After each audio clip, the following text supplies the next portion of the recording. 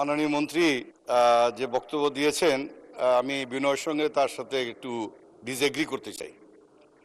এবং এখানে দেখা যাচ্ছে যে বিমান বাহিনী থেকে ওনাকে বোধহয় কিছু ইনপুট দেওয়া হয়েছে, যেটা এখানে উনি উল্লেখ করেছেন যে বিমানবন্দরটি ভারতের কাছাকাছি, এই জন্য বিমান চলাচলে ইয়ে আছে, ডেঞ্জার আছে।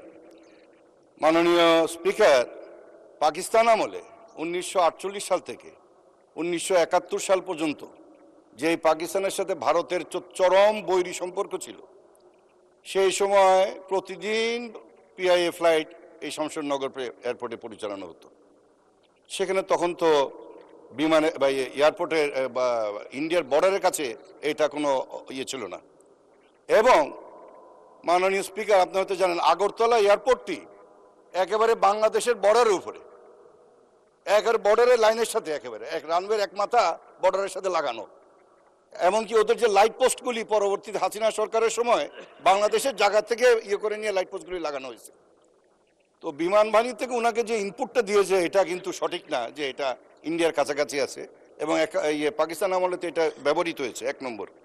2 নম্বর হলো ওখানে জমি হলো মোট 804 একর। মাননীয় সদস্য, দয়া করে সরাসরি একটা প্রশ্ন করে ফেলেন, স্টেটমেন্টে না যায়। আমি প্রশ্ন আসছি, ওনাকে কিছু জিনিসটা আমাকে একটুখানি ইয়ে করতে হবে যে 804 একরের মধ্যে বিমান বাহিনীর কাছে আছে 622 একর।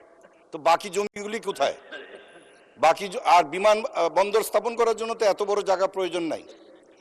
আমি মাননীয় মন্ত্রীকে ইয়ে করতে চাই যে সময়ের ব্যাপার, এখানে সময় নাই। সময় যদি দেন, আমাদের মৌলভীবাজারে পৌঁছানোর মতন একমাত্র সড়কপথ যেটা এখন আপনার 6 লেন সুপার হাইওয়ে কাজ চলছে, সেখানেও এখন 4 ঘন্টা রাস্তা 6 ঘন্টা 7 ঘন্টা লাগে। তো এই বিমানবন্দরটা ওনারা যদি একটু দেখেন, যেহেতু রানওয়ে অলরেডি এক্সিস্ট করে, সেটা একটু প্রায়োরিটি বেসিসে মাননীয় মন্ত্রী এটাকে করতে পারেন কিনা আমি ওনাকে সনির্ভর অনুরোধ করব। ধন্যবাদ মাননীয় সদস্য। মাননীয় মন্ত্রী উনি প্রশ্ন করেছেন যে একটু তাড়াতাড়ি করা যায় কিনা। মাননীয় স্পিকার, আপনাকে ধন্যবাদ। আমার মাননীয় সংসদ সদস্য তাড়াতাড়ি করতে বলছে। তাড়াতাড়ি তো আমরা চাবই, আর আমাদের মাননীয় প্রধানমন্ত্রী তো চাচ্ছেন যে যে কোনো কাজ যাতে আমরা তাড়াতাড়ি করতে পারি।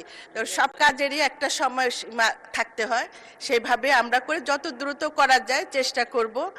আর প্রত্যেকটা জিনিস মনে রাখতে হবে, কোনো কাজ করতে গেলে হঠাৎ করে কোনো কাজই সম্পূর্ণ করা সম্ভব হয় না। ফিজিবিলিটি স্টাডিটা মোস্ট ইম্পর্টেন্ট।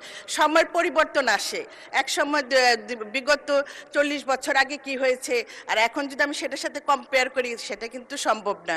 সময়ের পরিবর্তনে অনেক কিছু চিন্তা ভাবনা করে জনস্বার্থের দিকে তাকিয়ে মাননীয় প্রধানমন্ত্রীর নির্দেশে যাতে শমশেরনগর এয়ারপোর্ট দ্রুত আমার মাননীয় সংসদ সদস্যের ইচ্ছা মতন দ্রুত করা যায়, সেদিকে আমরা লক্ষ্য রাখবো। ধন্যবাদ।